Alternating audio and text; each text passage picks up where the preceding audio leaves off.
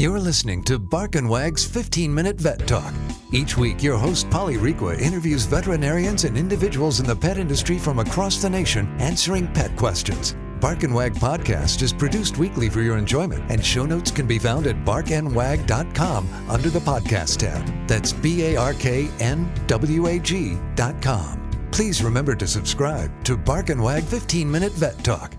Thank you for listening to Bark and Wag 15-Minute Vet Talk. Bark and Wag is dedicated to protecting our dogs through advocacy, education, and supporting like-minded dog lovers by selling custom pet products. Bark and Wag is excited to announce our new partnership with a Colorado hemp farm to produce a line of CBD products for your pets. Bark and Wag has CBD pet tincture available in 300, 750, 1200, and 2400 milligrams. Bark and Wag CBD is pet safe, no THC, it's made in the USA, and is CO2 extracted.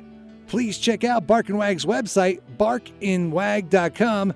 That is BARKNWAG.com to see our line of CBD and awesome merchandise. We love pooch ideas for podcasts and merchandise, so anytime send an email to Polly at barkandwag.com with your suggestions. Welcome to Bark and Wag 15-Minute Vet Talk. I'm your host, Polly Requa. Today we're talking to Cindy, Executive Director of Pughearts in Houston. Welcome, Cindy. Thank you. Good to be here. It sounds like you've got some pugs in the background. I always have some pugs in the background. We love pugs. So please tell us about Pughearts out of Houston. Pughearts is a breed-specific rescue designed to accept any pug at any age, in any condition, anytime that needs some help. And how did you start Pughearts? I did. I started Pughearts after fostering for another organization. I felt like there were some clinical things that I wanted to do differently. And with Houston being the fourth largest city in the U.S., I really felt like we needed our own group and not a group that was extending from another city. So I got together with about 8 people in my living room. We put $80 on a coffee table and decided to do it and jumped in with both feet. And as of today, that's almost 4,000 pugs ago. Yeah, I was going to ask how many pugs do you have in the system and how many pugs have you rescued? Currently, right now, we have 81 dogs in foster care. That number changes daily. We get a new dog almost every day. And our official count is 3,392 pugs rescued. But of course, that does not count the ones that we found and got better and found the owners, or the ones that maybe weren't really pugs and they ended up with other rescues, but we did have a hand in helping them get to safety. And what are some of the reasons that pugs are relinquished? I mean, I'm sure there's multiple, but do you find a common one or a common reason, or is it economic or illness? The most common, I'm going to say, is that people probably didn't do a lot of research before they got a dog. I believe that pugs are perfect. They're not perfect for everyone. They shed. They shed 365 days a year, and that's not in some people's preferences. Sure. We get pugs that are just found wandering in the street, and nobody ever comes for them. Oh, that's heartbreaking, because pugs are not like they just don't know what to do. Like, you can't just leave them in the woods or the streets because... And especially in Houston, I mean, it's not uncommon here to average 100 degrees in late spring to summer. Oh. So, Cindy, what is the geographical area of Pughearts of Houston? Pughearts covers all of South Texas, which is the Rio Grande Valley. So the border of Mexico through the Rio Grande Valley, San Antonio, Houston, parts of Dallas, East Texas, Southern Louisiana, and Mississippi. And do you work with other pug rescues in different states that do not have dogs to try to get the dogs in foster when you get inundated with dogs? We actually have about 120 foster homes here in Houston. We actually stay So you have a lot. Yeah, we have a lot.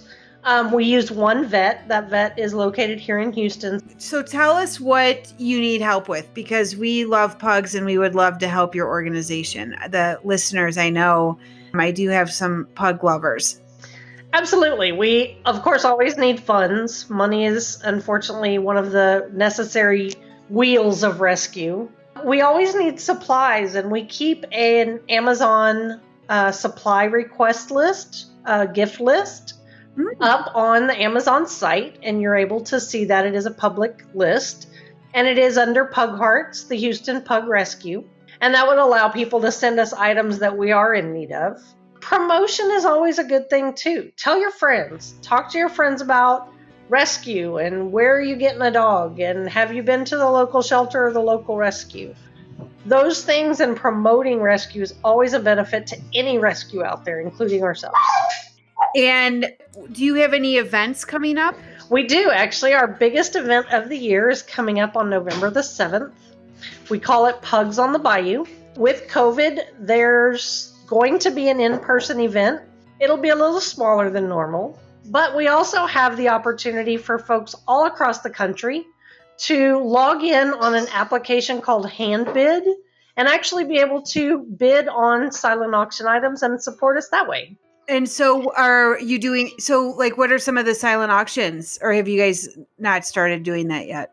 Oh, we have everything from handmade quilts to baskets of margarita mix and alcohol to pug items to trips and experiences. So there's a little bit of everything available and people can take their pick. So I'd love to have you send me the link on that information, and I can go on your website as well, because I'll put that in the show notes. Okay. So that it's readily available for people.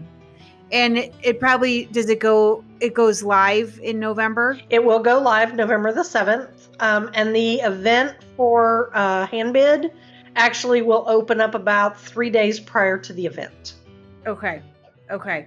And so Bark and Wag has been selling masks, and we're going to do a promotion through the end of October where a percentage of all masks that are sold, your organization is going to get some of the proceeds. So thank you. Oh, yes. And I know with COVID, a lot of 501(c)(3)s and rescues are having difficulty. So I wanted to definitely try to promote Pughearts. One, because we love pugs, and two, you do such a phenomenal job. And all of the pugs that you've rescued, I mean, some of them, the conditions that they come to you are just horrendous. You know, it's just mind-boggling to us in the Midwest and the West. And so, yeah, it's every time I think I've seen it all, it shows me something new. Is there anything else you want to bring up besides the big fundraiser November 7th? Yeah, Are you looking for volunteers? We love volunteers. Volunteers can be anything from just spreading the word to sharing things from our Facebook pages to supporting us in little events like $5 Fridays, or we just had a bonfire t-shirt event that's going to come back again. The other things is, doing home visits. We actually have pugs in 20 states right now. But one of our criteria for adopting out of state is always going to be, do we have dedicated folks to not just do the home visit, but also to pick up the dog if there is some kind of an issue. And that issue is not always a failure of the adoptive family. It could be illness. It could be, major trauma has occurred and they just need some help for a little while. Case in point, Louisiana right now. Many of our adoptive families in Louisiana were basically homeless overnight. So we have several of those adopted dogs back in our care. They're not adoptable, but we're taking care of them so that those families can take care of themselves right now. Sure. Are you in Colorado? We do have animals in Colorado. We have actually recently, in the last probably year and a half, I probably have 20 dogs that have been adopted now in Colorado. Because I can help. That's where I live. Oh, we would love that. Yeah. Okay, great. And we have a pug. So Awesome. anyway, we do love pugs. Well, I certainly appreciate you being on the podcast, and I look forward to having you back. Excellent. I will look forward to it. Thank you for listening to Bark and Wag's 15-Minute Vet Talk. If you like what you just heard, we hope you'll pass along our web address, www.barkandwag.com, to your friends and other pet owners. Have a pressing question for a veterinarian? Ask your question at barkandwag.com under the podcast tab. This has been a KFR production. Join us next time for another edition of Bark and Wag's 15-Minute Vet Talk.